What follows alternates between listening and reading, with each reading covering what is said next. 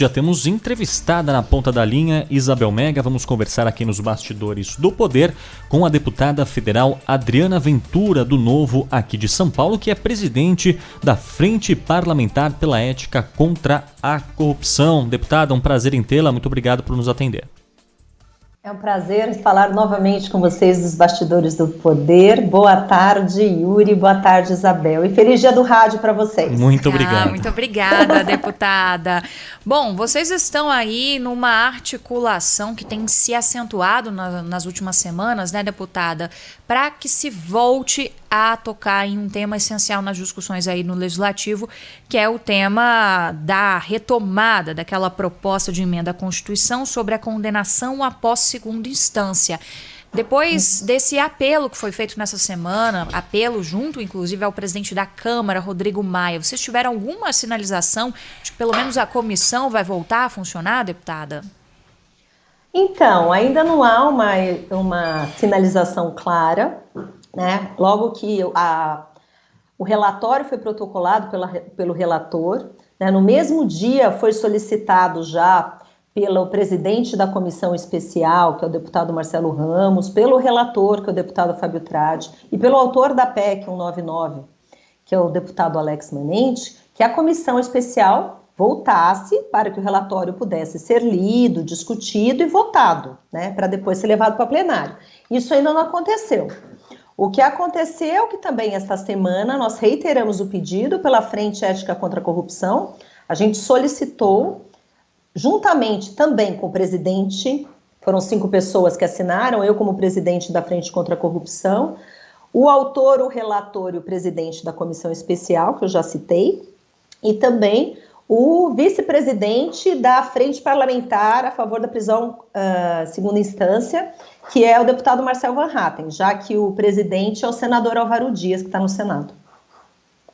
Mas nenhuma notícia ainda, Isabel e Yuri, mesmo porque o presidente Rodrigo Maia, ele está com coronavírus, ele está afastado, então a gente está aguardando notícias ansiosas, mas assim, de prático ainda não temos nenhuma resposta, não. A ideia, deputada, é que vocês fizessem sessões remotas. Vocês não estão querendo voltar presencialmente por enquanto com os trabalhos da comissão. Olha, na verdade, eu estou em Brasília todas as semanas, né? Não parei de ir desde abril, estou indo, mesmo porque eu já tive também coronavírus, então...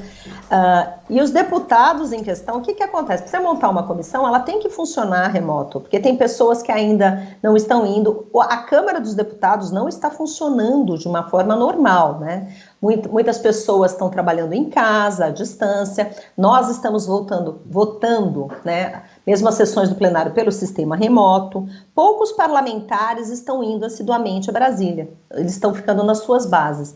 Então, a sugestão que fosse feito remotamente, que se instalasse remotamente, para poder discutir, para poder ler, né? Então, há também o pedido de instalação de outras comissões e ainda isso não está resolvido, isso ainda não foi feito, né? Porque tem que mudar resoluções, tem umas medidas para fazer, mas o fato é que a gente realmente quer que reinstale essa comissão e que a gente resolva de uma vez por todas esse assunto. Pois é, deputada, tem tanto tempo que esse assunto vai se prolongando aí nas discussões no Legislativo e a gente sabe que volta e meia é um assunto que ele retorna dependendo até mesmo da temperatura do noticiário político, né? A gente sabe que tem toda uma discussão aí de bastidor também em relação a situações políticas, estamos em ano de eleição. Aliás, é sempre bom lembrar isso, né, deputada? A gente que acompanha bem de perto os trabalhos no Congresso Nacional, ano de eleição, normalmente não se consegue avançar muito com essas propostas, justamente porque a cabeça dos parlamentares está muito voltada ali para suas bases eleitorais nos seus estados. A senhora acredita e tem esse termômetro para dar para a gente se é possível avançar com essa proposta, por exemplo, já com uma votação em plenário ainda nesse ano? Olha, Isabel, eu acho que tem 2 pontos aqui. Você tocou numa questão que realmente é fato, é ano de eleição, né? Tem duas questões aqui. Primeira questão do ano de eleição, que é mais difícil, que as pessoas estão preocupadas com as eleições, né? Estão mais, inclusive, com o foco nas eleições. esse tema não é um tema muito simples, ele é um tema que envolve vários interesses, de vários entes, de várias pessoas. Então você pergunta, como está o termômetro para isso? Ontem a gente fez um seminário, né, na Frente Ética, e foi discutida essa pergunta assim, foi muito bem colocada pelo relator, que fala que não há um clima político favorável, né? Porque a gente não vê nenhum ente explicitamente favorável à PEC. Não tem uma manifestação expressa, certa, de nenhum ente. Então, o que tem que ver é se esse relatório dessa PEC, se dá para construir um acordo para poder levar plenário. Vamos lembrar que são 2 turnos de plenário também. Não é? Então, a gente vota na comissão especial, vai para plenário e vota em plenário. Porque, além do que, não é só uma questão da prisão, essa PEC acelera várias outras coisas, porque está mexendo também com questão trabalhista, questão eleitoral, questão civil, a gente não está falando só de prisão. Então, tem muito interesse oposto, isso é fato, então isso dificulta também.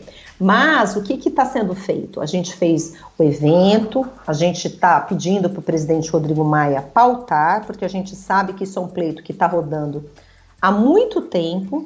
Além do mais, existe um evento também que está marcado para essa semana da comissão especial, para que seja feita a leitura do relatório. Não é um evento oficial, mas é um evento que será lido o relatório para a gente discutir, para a gente avançar com a pauta, porque se não dá para fazer remotamente pelos trâmites normais, a comissão vai se debruçar sobre isso para poder avançar. Estamos conversando com a deputada federal Adriana Ventura, presidente da Frente Parlamentar pela Ética contra Corrupção.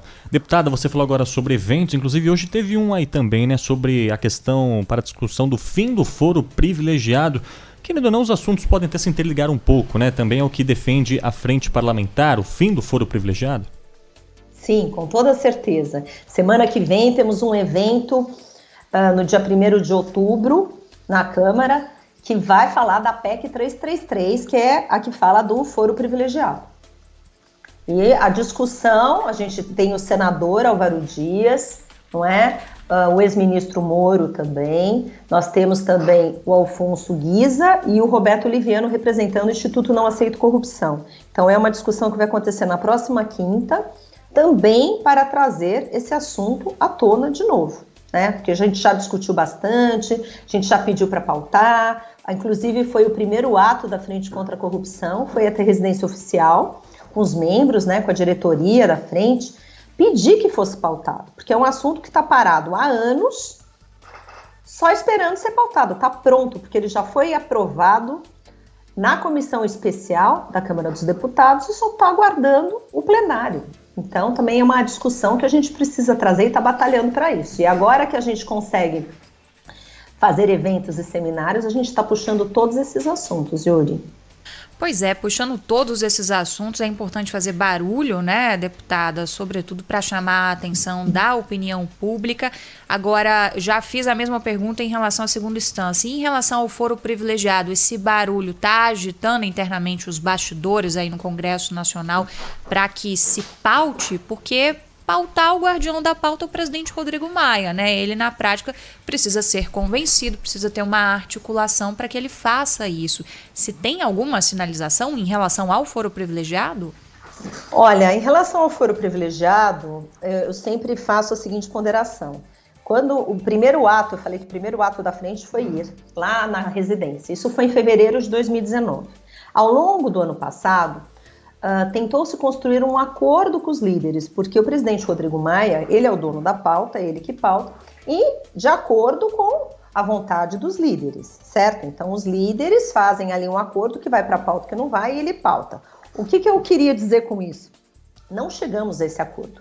Em setembro do ano passado, chegaram a rascunhar uma forma de pautar isso. Quem estava conduzindo esse processo também era o vice-presidente da frente também, o Luiz Flávio Gomes, o deputado, que infelizmente não, né, faleceu, mas era um super guardião, dono dessa pauta e estava batalhando muito. E agora, depois veio a pandemia, começou o ano e os líderes parece que estavam concordando com os ajustes que estavam sendo feitos ali para poder levar para a discussão, mas a gente não chegou ainda em nenhuma discussão, a nenhuma conclusão, daí veio a pandemia. E o fato é que a gente está trazendo de novo esse assunto. Agora, uma coisa é prática. 2 assuntos que são muito relevantes, que a gente não consegue lidar com os dois objetivamente ao mesmo tempo, né? Então a gente precisa resolver um de cada vez. Então o assunto do foro é o próximo da fila, mas eu acho que o que está mais na boca, principalmente porque acabou de ser um relatório e tudo mais, é a PEC da segunda instância. A gente vai batalhar um por vez, porque dar tiro para todo lado também não adianta, né? A gente precisa ter foco, porque senão a gente não resolve nada. É isso, né? É a organização das próprias pautas, né, da frente parlamentar e, inclusive, né, deputada, a última vez que a senhora conversou com a gente aqui na Rádio Bandeirantes, no Bastidores do Poder, foi justamente sobre aquele projeto de lei que duplicava, né, a pena para crimes de desvio de recurso público justamente durante esse período que a gente está vivendo, que é o período de calamidade pública. Algo muito relevante que passou pela Câmara e numa velocidade muito destacável aqui também, porque a gente sabe a dificuldade que se tem de encaminhar esse tipo de proposta no Legislativo. Em uma articulação aí de menos de um semestre, isso foi possível. O que mais vem pela frente? Eu sei que vocês estão trabalhando também num pacote de medidas, assim como a gente teve as medidas anticorrupção anos atrás na Câmara dos Deputados, né, deputada? Agora também tem um novo conjunto de propostas. O que dá para destacar para a gente aqui que vocês também vão batalhar aí pela frente? Olha, sobre o projeto da duplicação, continua no Senado. Agora a gente está fazendo força lá no Senado porque a pauta depende do presidente Davi Alcolumbre. Então já tem senadores lá que recepcionaram, vários senadores, eu conversei com vários, tem projetos similares e eles estão batalhando lá e é outra dificuldade também para fazer chegar na pauta. Então esse é o ponto 1. Então o nosso projeto, continuamos na briga e na luta, né? Porque falta aprovar no Senado para a sanção do presidente depois. Em relação ao pacote de medidas, nós fizemos realmente o lançamento de um pacote de medidas que abordam vários aspectos, né? Desde amplia o rol do conceito de agente público para que a gente possa incluir pessoas que estejam envolvidas em esquemas de corrupção, cria a concepção do que é corrupção privada, coloca partidos políticos no rol dos crimes de lavagem de dinheiro e várias outras medidas também, que são pequenas medidas, mas que são importantes, né? Porque a grande questão aqui é mostrar que estamos sim atentos, porque as pessoas falam, nossa, teve muito retrocesso, só teve retrocesso. Tivemos alguns retrocessos sim, mas tivemos avanços também e continuamos nesse avanço. Os temas são difíceis, tem muita polêmica em torno de vários temas, principalmente porque tem pessoas que nunca vão votar favorável, nunca vão deixar pautar alguns temas, mas a gente está lá brigando e realmente querendo dar visibilidade para a opinião pública e para os próprios parlamentares para que se envolvam nesses temas, porque eles são relevantes. Com certeza, são relevantes. Nós aqui no Bastidores do Poder também vamos continuar de olho. Deputada federal Adriana Ventura do Novo, aqui de São Paulo, presidente da Frente Parlamentar pela Ética contra a Corrupção. Deputada, muito obrigada pela entrevista. Boa sorte aí nas articulações de vocês lá na Câmara dos Deputados. Bom fim de semana. Muito obrigada, Isabel e Yuri, todos os ouvintes dos Bastidores do Poder. Muito obrigada, tá? Obrigado, deputada. Um abraço.